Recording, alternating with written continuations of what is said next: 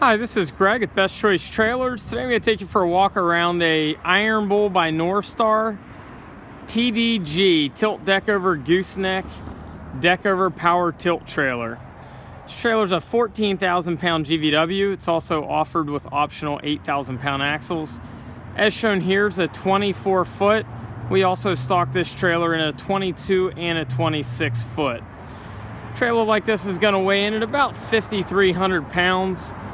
It's going to give you a net legal payload of about 95-ish. Then your tongue weight's going to give you about another 3. So you get about 12.5 max legal payload.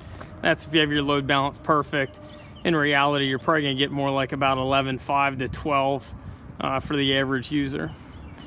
So let's take a closer look at the trailer. It's got an I-beam neck, I-beam mainframe.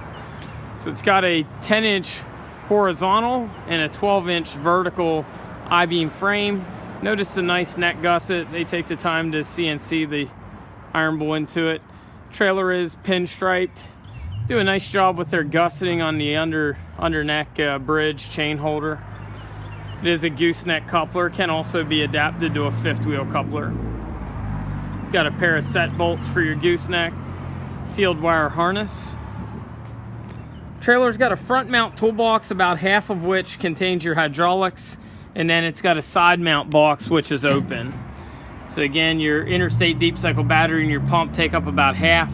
The other half of the unit's open. One nice thing we like about Ironbull, they put an integrated voltmeter. I don't know how well you can see it, but it's integrated so it shows you what your voltage of your battery is, so you got an idea when the battery needs recharged. Also, it's got an integrated 110 volt charger. And then we really like Ironbull's handles much better than a traditional paddle lock. Simple detail, but again, one of theirs we like. Also, they use a gas shock on the lid. Surprising number of manufacturers don't use gas shocks on their trailers.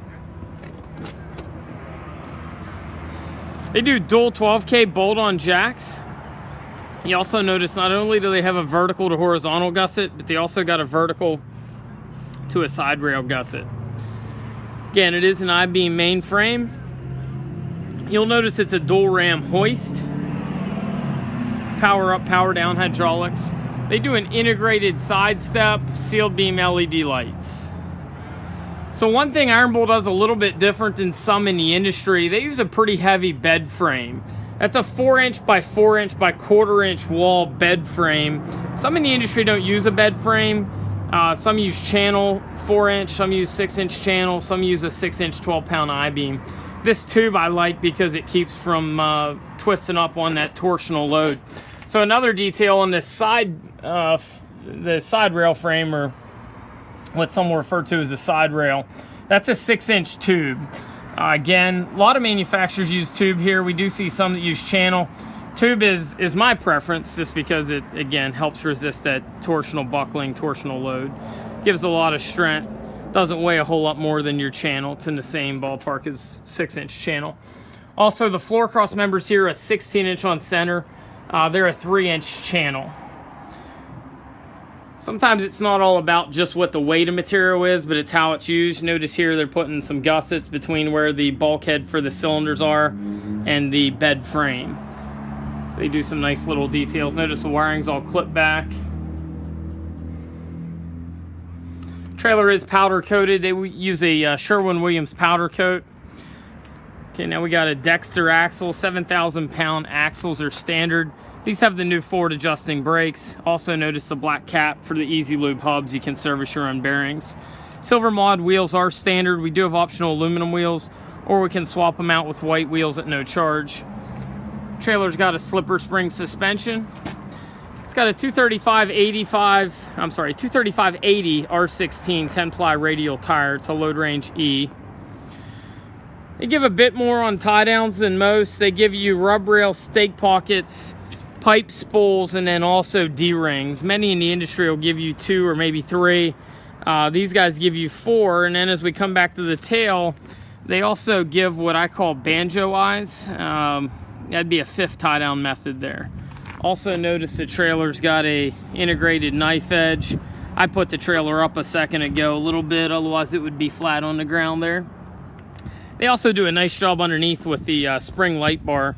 Sounds like a little detail, but we've seen some poor designs on the spring bar. They got a pretty nice setup. Back part of the tail, there's about 24 to 30 inches of tread plate.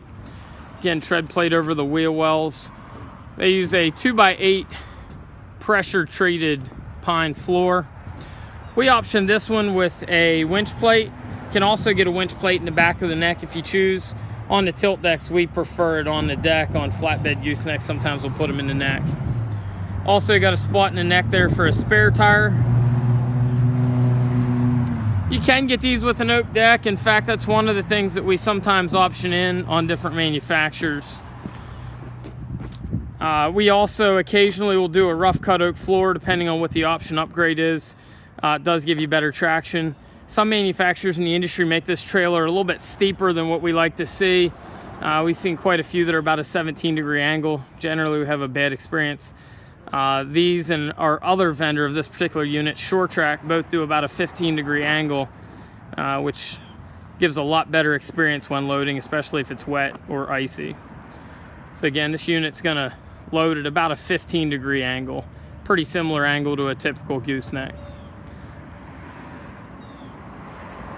Again, we can get it in additional longer lengths.